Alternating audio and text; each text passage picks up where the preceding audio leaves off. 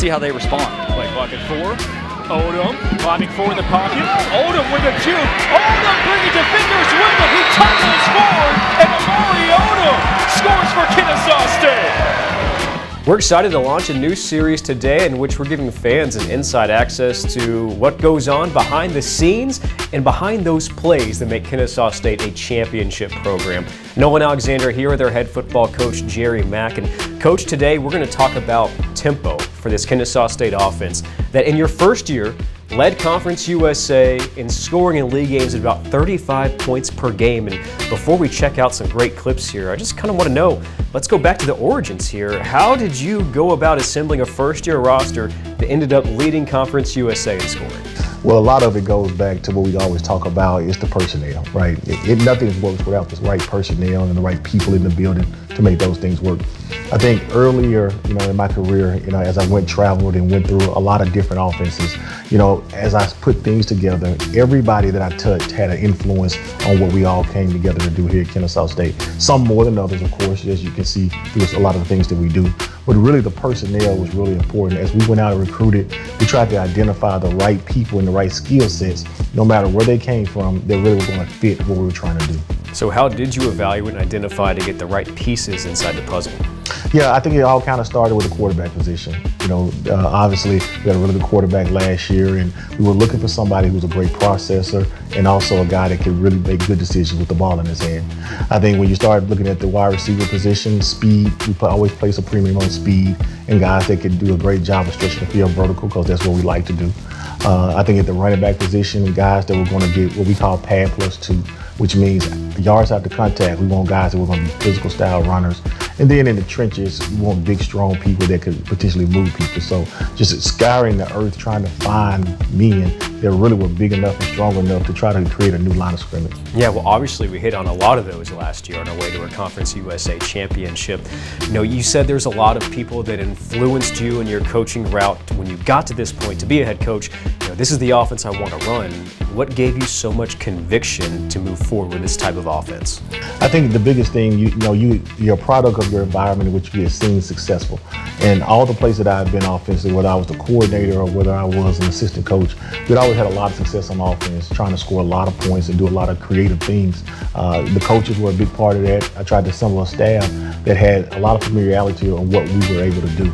Guys that had been in this style of system, guys that come from other systems too, but they also, had a really good feedback. They could give really good feedback on what we were doing here. What are the key components of breaking down this offense that, no matter if it's 2025 or 2026, these are the hard things that you want your players to hit on? I think that the biggest thing is making sure that they do a great job of just being disciplined in detail. When you look at this offense, there's a lot of different moving parts, whether it's shifting, motion, like you talked about playing with tempo, all those different things kind of all come together. But the biggest thing is making sure no matter what position, those guys have to be really detailed and thoughtful in what they're doing. Intentional, we talk about a lot in our building about from alignment, from an assignment, and any kind of adjustment they have to make. We use the term AAA kind of to talk about that. Well, we're going to talk about tempo here because from a fan's perspective, that's probably the first thing we noticed about the 2025 Owls is they play at a breakneck pace most of the time, but you have the ability to maneuver that too. Why does tempo matter in this offense? Tempo is very important because it continues to put stress on the defense side of the ball. We think it can limit some of the pictures that we see. We can limit some of the blitz packages that teams like to draw up and do some different things. We talk about all those defensive coordinators having what we say a DNA. They all have a certain type of skill set, or they all have things that they would like to do. So we're just trying to limit it and make them play a little bit more left-handed more than anything else. I also think that it's fun. It's fun and it's exciting. I think it gives us an opportunity to entice different skill sets from around the country. And, kids just want to play in this style of offense. Well, let's go ahead and take a look at some clips here. We're inside the film room, and you've gone through what is a full drive of putting tempo on display. Yeah, so this is the first play of this drive in this series. And as you can see, from a formation standpoint, we're going to line up in a base formation and with 2x2 with a tight end and the hip, tight end attached in line. The motion is how we start the drive. So we're getting a lot of feedback and a lot of information from just this motion from this receiver coming across. We're trying to see exactly how the defensive structure is going to adjust. Are they going to adjust with the second level at the linebacker level, or are they going to adjust at the third level with the safeties? From there, we're able to get a lot of pre-snap information. So we started the drive with basically a change. We're changing the launch point and allowing the quarterback to sprint out and throw it on the move. So you can see the receiver does a really good job of not only catching the ball, but he gets up the field. And right here, we talk about the class. You can see the receiver getting to 2 hands on the ball, and what everybody's teaching in the country now is getting to the class to make sure you protect the football. As he goes down, his eyes automatically are trying to find the inside umpire. He's tossing the ball to the umpire, and his eyes, as you can see, they're already back to the sideline, along with this receiver to get the new play, whether it be formation or just overall play that's next.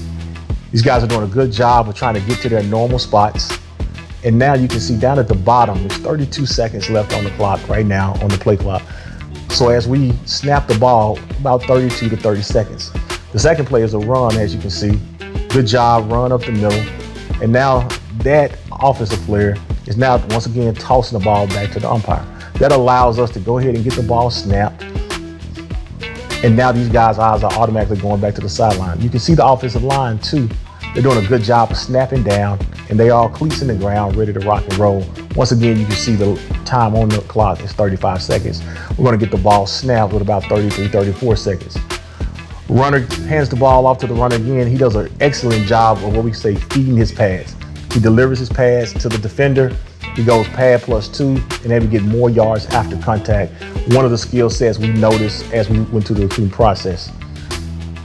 You can see we're doing a good job, again, of getting our eyes back to the sideline. The ball is now snapped with about 29 seconds left on the clock. This time it's a drop back pass. So the quarterback doesn't like to look. One of the essential things that we're looking for the quarterback position as well is somebody that can scramble, somebody that can create off schedule. And you can see he ends up getting a first down as he creates off schedule. Now we're set, handing the ball off again. Once again, just a normal run up the line, up the middle. See the runner's eyes snap back. As soon as he gets up, he's going right back to the sideline. Yeah, that was so quick. Coleman knew exactly what to do there. And I want to pause it here real quick and follow up with something. Every time they're handing it to the umpire, why does that matter as opposed to another referee? So we feel like between the umpire and the center judge, for the most part, those are the guys that's going to be probably 80% of the time putting the ball down and spotting the ball. And as long as we don't change the personnel where there has to be a wholesale change or anything like that, that means that the defense can't change personnel as well. So the quicker the ball can get on the ground and get set, as long as we do a great job of getting our cleats in the ground and getting our formation set, that means we got a better chance to snap the ball and run more plays throughout the course of the game.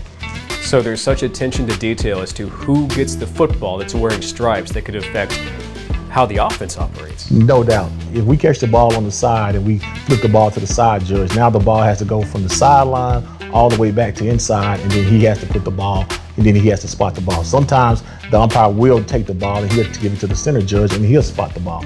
So there's so many moving parts on how they're doing their communication from an official standpoint. We're just trying to limit some of that as much as possible and get the ball back to the inside umpire so he can spot the ball.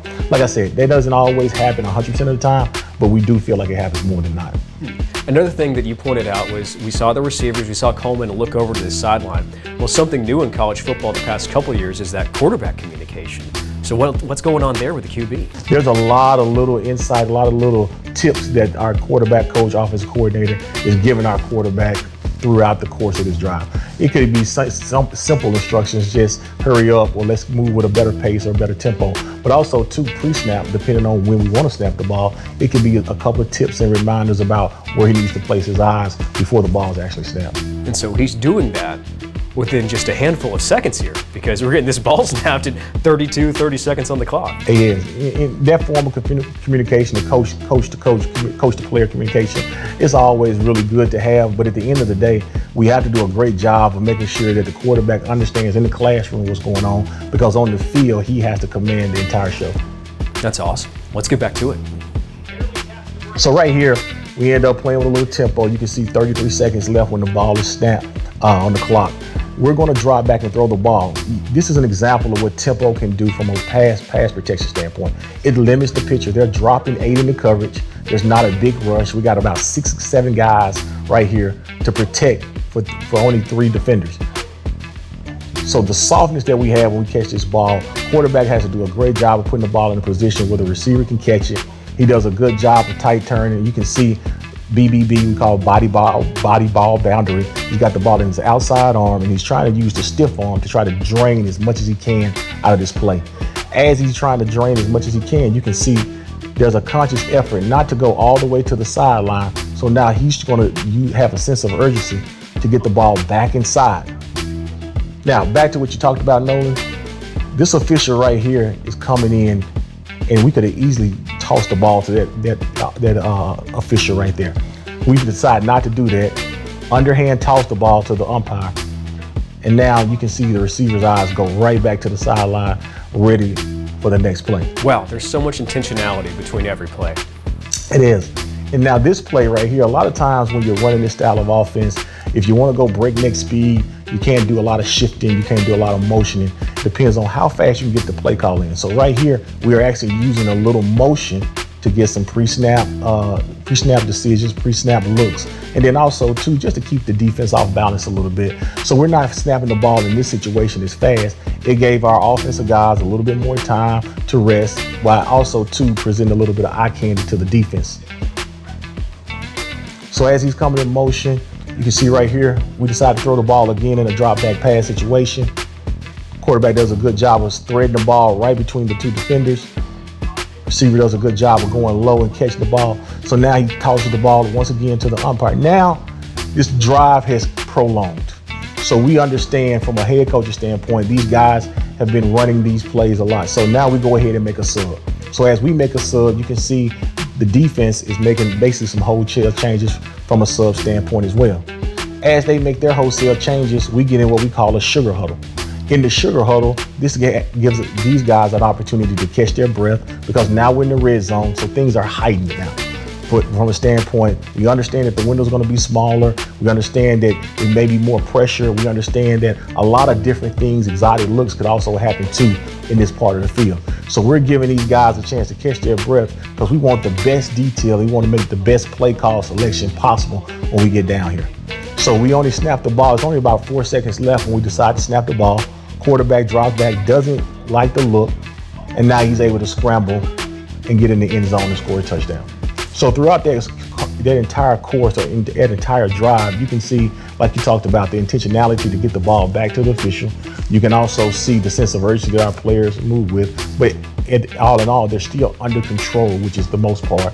Then you can see from a coaching standpoint, us adding a motion within that drive. And then also too, we're making sure we're looking at the tempo and making sure the guys aren't too tired as well. So you're not only reading the defense, trying to forecast the defense, you're reading the offense too, and just kind of seeing how the drive has progressed there, and then knowing situational football for when you want to tap the brakes and when you want to peel back.